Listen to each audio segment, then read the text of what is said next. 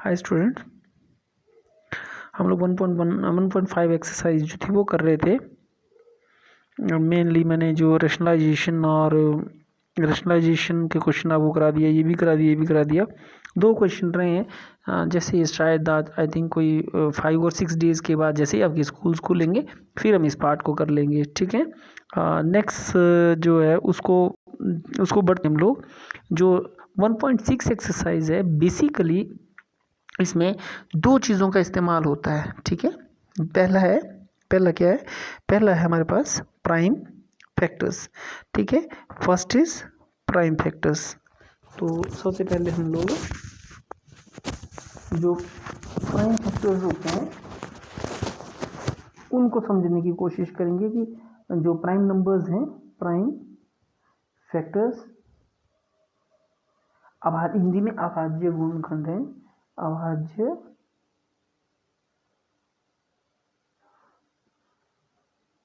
गुणनखंड, ठीक। अभाज्य गुणनखंड किसी भी संख्या के जब हमने ज्ञात करने होते हैं बेटा, आप ध्यान रखिए, जिनको मैंने पढ़ाया है 8th क्लास में शायद उनको याद है, जिन जो लोग अदर स्कूल से पढ़ के आए मे भी उनको टीचर्स ने बताया हो, नहीं बताया है तो आप नोट करें। जब भी हमने किसी संख्या के अभाज्य गुणनखंड निकालने हो तो याद रखिए आपकी ये इन संख्याओं से ही भाग करना है, पहले 2 से, फिर 3 से, फिर 5 से, फिर 7 से। इससे नहीं होता है फिर आप 11 के ले जाएंगे, 11 से नहीं होता है तो 13 से ले जाएंगे ना। बोलने का मतलब ये है कि जब आपने प्राइम फैक्टराइजेशन किसी नंबर की निकालनी है तो आपने प्राइम नंबर से ही डिवीजन करना है, परंतु उसका एक सीक्वेंस है। वो सीक्वेंस ये है कि आप 2 से शुरू करेंगे, उसके बाद ही आगे बढ़ते हुए क्रम पे जाएंगे। एक ये इस एक्सरसाइज के लिए इम्पोर्टेंट है, जो आपने 7th क्लास में पढ़ा है, 8th में पढ़ा है, 6th में पढ़ा है। दूसरी चीज़ इसमें जिस चीज़ का इस्तेमाल होना है वो है आपकी घात और घातांक के नियम, है ना। एक्सपोनेंट और पावर्स के रूल्स हैं, rules of exponent and powers, ठीक है। ये आपने पढ़ा है, ये भी पढ़ा हुआ है आपने। ये नियम क्या बोलते हैं? नियम बोलता है कि यदि देखिए हमारे पास a⁻2 और a⁻3 हमारे पास 2 संख्याएं हैं जिनका आधार समान है, गुणा होने की दशा में शक्तियां क्या हो जाएंगी? जुड़ जाएंगी। जिनको मैंने पढ़ाया है उन लोगों को इस चीज़ का शायद याद आई होगी, है ना। आधार समान होने पर अगर बेसिस सेम है तो पावर जो होती हैं वो एडअप होती हैं डिवीजन के केस पे। अगर मल्टीप्लिकेशन के केस में अगर डिवीजन हो रहा है जैसे ये, तो इस दशा में जो पावर्स होती हैं वो घटा दी जाती हैं और आपके पास ए ही बचेगा, ठीक है।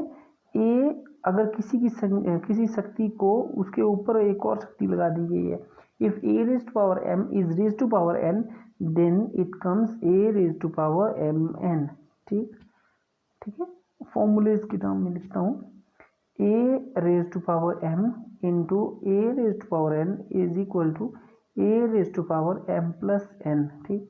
a raised to power m divided by a raised to power n is equal to a raised to power m minus n, मतलब डिवीजन के केस में शक्तियाँ घटा दी जाती हैं। ये मैंने चौथा ये मैंने लिख दिया। एक और फॉर्मूला इसी पे वो होता है a raised to power m, ठीक।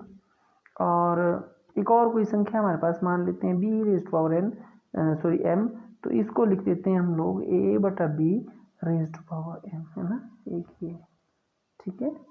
तो ये कुछ फॉर्मूलेज हैं जिनका इस्तेमाल हमने नेक्स्ट एक्सरसाइज के लिए करना है। एक मैं क्वेश्चन आपके सामने कर रहा हूँ और आपको समझाने की कोशिश कर रहा हूँ कि जो 1.6 एक्सरसाइज है उसमें हमने करना क्या है।